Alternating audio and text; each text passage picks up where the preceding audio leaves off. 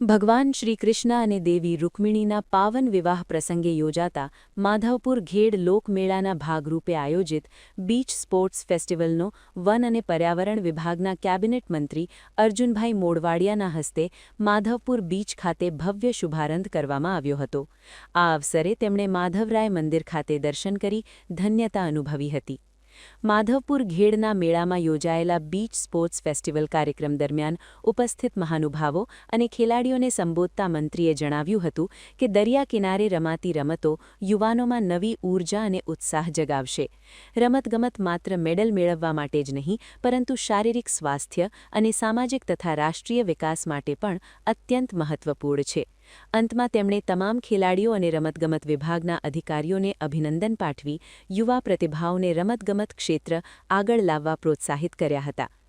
આ beach sports ફેસ્ટિવલમાં ગુજરાત રાજ્યના વિવિધ જિલ્લાઓમાંથી 650થી વધુ ખેલાડીઓ ભાગ લઈ રહ્યા છે. સ્પોર્ટ્સ ઓથોરિટી ઓફ ગુજરાત અને જિલ્લા રમત પ્રશિક્ષણ કેન્દ્ર પોરબંદર દ્વારા જિલ્લા વહીવટીતંત્રના સહયોગથી આ ફેસ્ટિવલનું આયોજન તારીખ 27 માર્ચ 2023થી તારીખ 30 માર્ચ 2023 સુધી માધવપુર બીચ ખાતે કરવામાં આવ્યું છે.